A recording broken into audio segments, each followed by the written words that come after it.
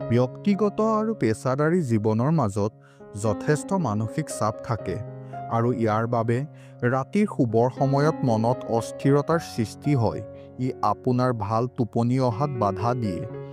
যদি এই সমস্যা দীৰ্ঘদিন ধৰি থাকে, তেন্তে ই কেৱল মানসিক স্বাস্থ্যৰ ওপৰত প্ৰভাৱ পেলোৱাই নহয়, শাৰীৰিক সমস্যাৰো সৃষ্টি কৰে।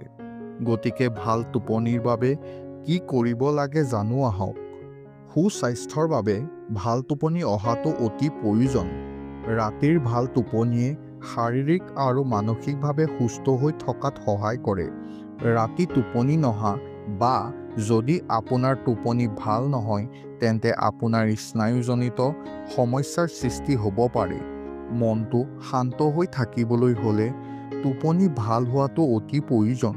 যদি আপুনি ৰাতি শোৱাৰ সময়ত বাৰে বাৰে সাৰ পাই থাকে বা গভীৰ নিশালৈকে টোপনি নাহে, তেন্তে ই আপোনাৰ স্বাস্থ্যজনিত সমস্যাৰ সৃষ্টি কৰিব পাৰে। আজিকালি সকলোৰে হাতত স্মাৰ্টফোন আছে। সামাজিক মাধ্যম ব্যৱহাৰ কৰাই হওক বা আন বেলেগ কামেই হওক, আজি মানুহে গভীৰ নিশালৈকে স্মাৰ্টফোন ব্যৱহাৰ কৰে। ইয়াৰ ফলত আপুনি গভীৰ নিশালৈকে সাৰ পাই থাকে।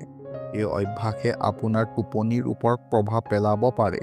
মনটো শান্ত কৰি ৰাখিবলৈ শোৱাৰ প্ৰায় এঘণ্টাৰ আগতে ফোন, টিভি, লেপটপ আদিৰ পৰা আঁতৰি থকাটো অতি প্ৰয়োজনীয়। যদি আপুনি কিছু কামৰ বাবে চিন্তিত হৈ আছে আৰু ইয়াৰ বাবেই মনটো শান্ত কৰি ৰাখিব পৰা নাই, তেন্তে ইয়াৰ পৰা হাত সাৰিবলৈ পৰিকল্পিতভাৱে কামটো কৰিবলৈ আৰম্ভ কৰক। অৰ্থাৎ আপুনি অফিচৰ কামবোৰ পৰিকল্পিতভাৱে কৰিবলৈ আৰম্ভ কৰক। ইয়াৰ ফলত আপোনাৰ চিন্তা হ্ৰাস পাব। ভাল টোপনিৰ বাবে যোগাসন অভ্যাস কৰিব পাৰে। যোগাসনে শৰীৰক জিৰণি দিয়াই নহয়, মানসিকভাৱে শিথিলতা অনুভৱ কৰায়, যাৰ ফলত টোপনি উন্নত হয়।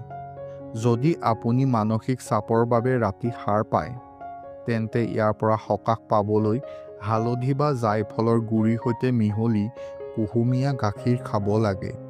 এই দুয়োটা মিশ্ৰণে ষ্ট্ৰেছ হৰম'ন হ্ৰাস কৰি টোপনি ভাল কৰাত সহায় কৰে।